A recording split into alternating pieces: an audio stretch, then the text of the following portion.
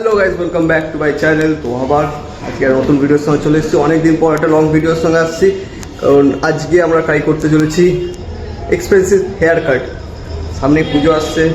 আমি আগে 40-50 টাকার হেয়ার কাট করেছি, তো 100 টাকারও করেছি, কিন্তু আজকের হেয়ার কাটটা থেকে অনেক বেশি হতে চলেছে।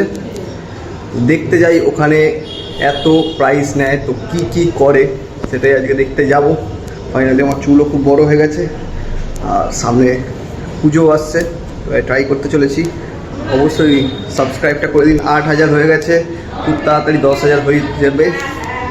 তো এবার বেরোবো খুব তাড়াতাড়ি। আমি রেডি হয়ে গেছি এখন পুরো, বেরিয়ে আপনার কথা হচ্ছে। ফাইনালি চলে এসেছি। তো ঢুকেই কিছুক্ষণ বসার পর আমাদের নিয়ে চলে গেল একটু হেয়ার ওয়াশ করাতে। তো ওখানে গিয়ে শুয়ে পড়লাম, আর মাথায় ভালো করে ওখানকার শ্যাম্পু আর জল দিয়ে মোটামুটি 10 মিনিট ধোয়ার পরেই আমাকে নিয়ে চলে গেল চুল কাটার জন্য।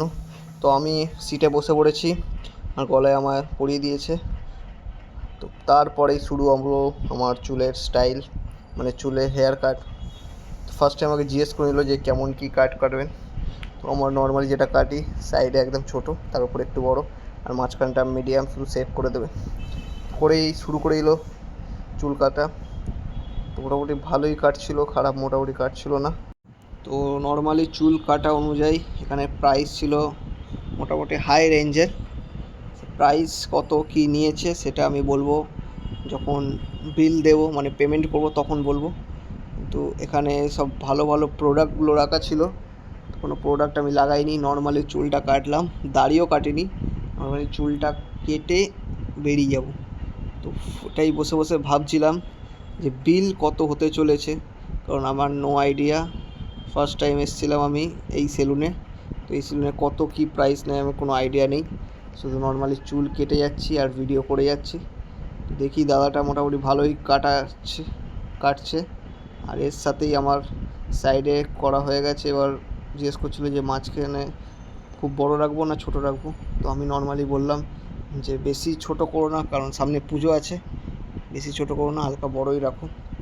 তো সেই হিসাবে দাদাটা চলে এলো কাঁচি নিয়ে, আর হালকা করে পিছন দিয়ে শুরু করলো মাঝখানে কাটিংটা। তো পিছন দিয়ে অল্প অল্প করে কাটলো আমাকে দেখিয়ে নিয়ে। তো দেখে তো বেশ ঠিকঠাকই লাগছে, সব কিছু ঠিকঠাক আছে। তো লাস্টে দেখা যাক কী আর করতে চলেছে। এখানে তোমার হেয়ার কাট হলো, বাট এর পরে কী হতে চলেছে তার বিষয়ে আমার কোনো আইডিয়া নেই। বাট দেখবো কী করে এরপরে, কারণ হেয়ার কাট তো হয়ে গেল। আই থিঙ্ক আরেকবার কি ওয়াশ করাবে নাকি অন্য কিছু করবে, সেটা দেখতে আমি কিছুক্ষণ বসে গেলাম। প্রায় আরও 10 মিনিট লাগলো চুলটা কাটতে। তো 10 মিনিট পর মেন হতে চলেছে কি হবে।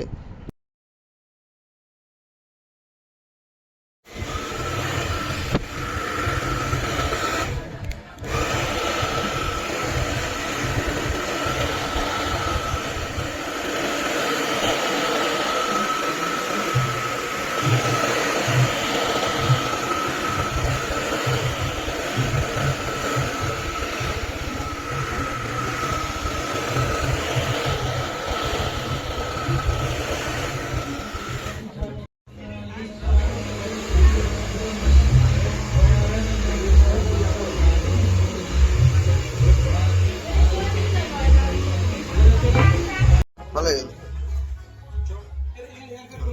কত হলো?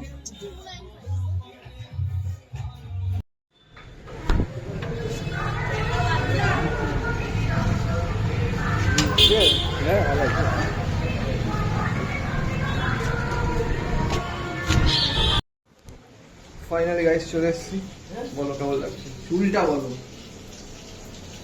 চেঞ্জ লাগে?